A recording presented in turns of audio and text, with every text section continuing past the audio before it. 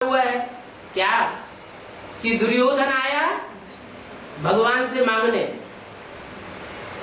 और अर्जुन भी आया भगवान से मांगने।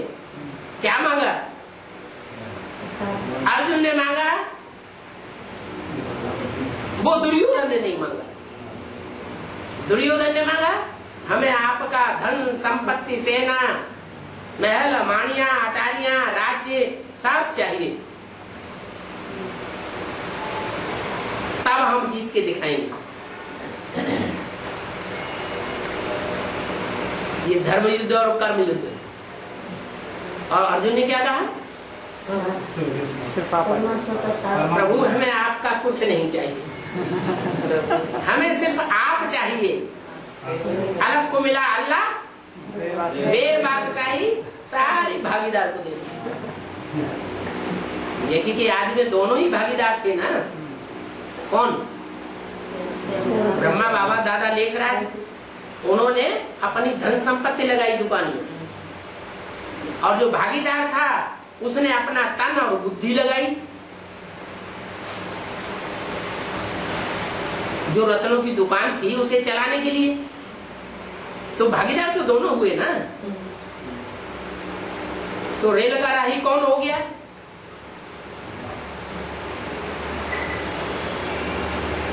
उस समय की बात है, यज्ञ के आदि की। अलफ कौन हुआ? जो आज में भी खड़ा हुआ था, अंत में भी खड़ा हुआ है, और अंत तक, जब तक नई दुनिया की स्थापना नहीं होगी, पुरानी दुनिया का विनाश नहीं होगा, तब तक खड़ा रहेगा। खड़े हुए डंडे को कहा जाता है अलफ। बिंदु अलग चीज, बिंदु को कहा जाता है नुक्ता।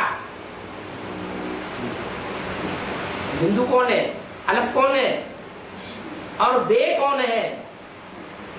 बे माना पड़ा हुआ डंडा।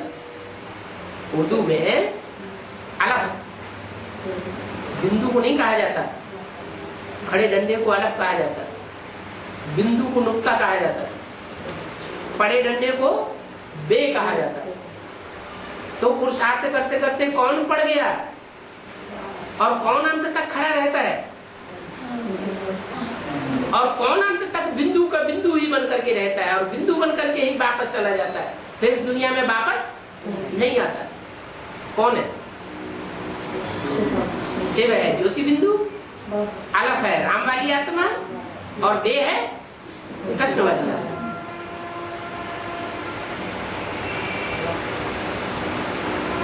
तो ये तीन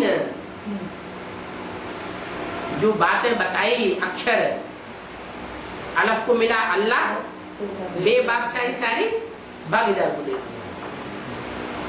माना ब्रह्मा बाबा को यज्ञ की सारी संपत्ति, सारा कारोबार उनके हाथ में सौंप दिया, और